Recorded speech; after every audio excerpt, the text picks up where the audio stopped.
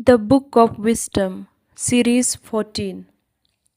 Imagine someone who is about to set sail and cross the raging sea. He calls upon a piece of wood, far more fragile than the boat that carries him. In fact, this boat has been built with gain in mind and proceeds from the wisdom of the shipwright. But it is your providence, O Father, that guides it.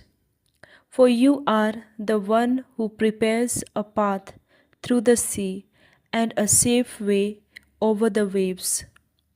By this, we understand that you are able to save us from any danger, and even the unskilled are able to sail.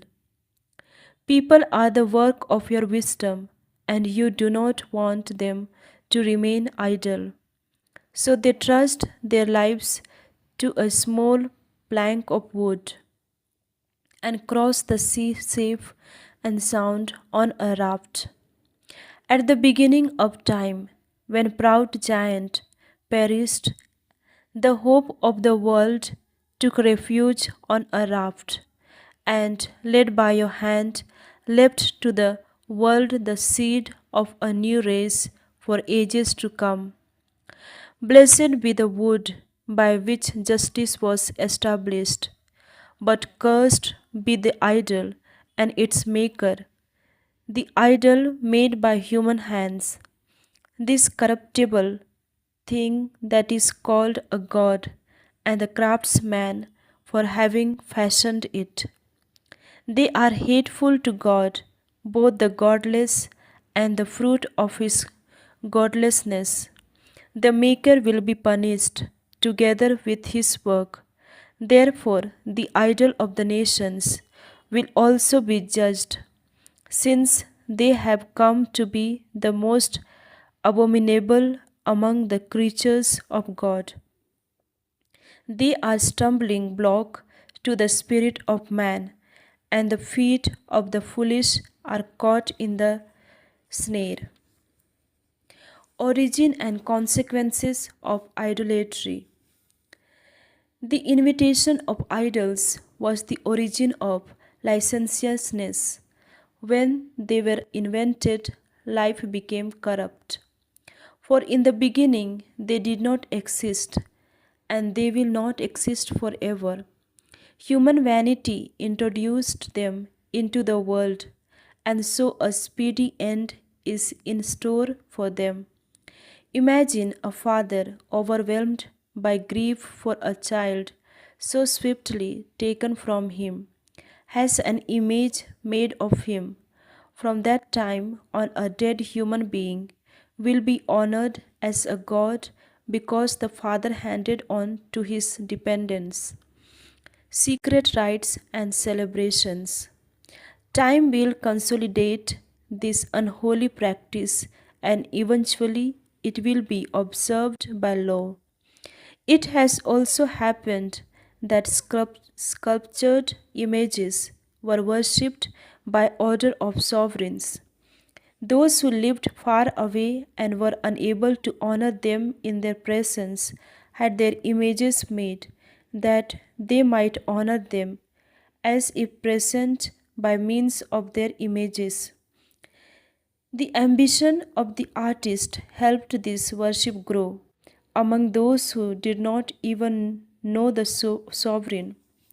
As he wished to please his master, he made the portrait more attractive than reality, and the people, seduced by the perfection of art, began to worship someone previously honored as a man.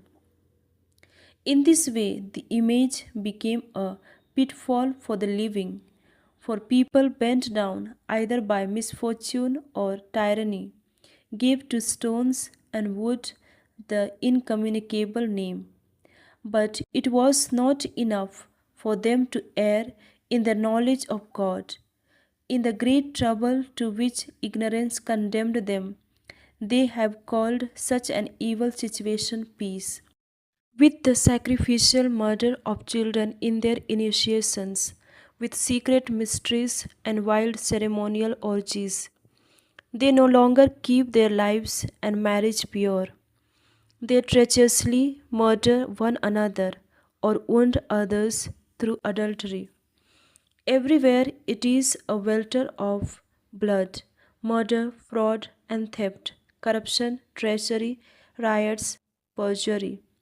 On all sides, harassment of good people, forgetfulness of favors, the pollution of souls, and sins against nature.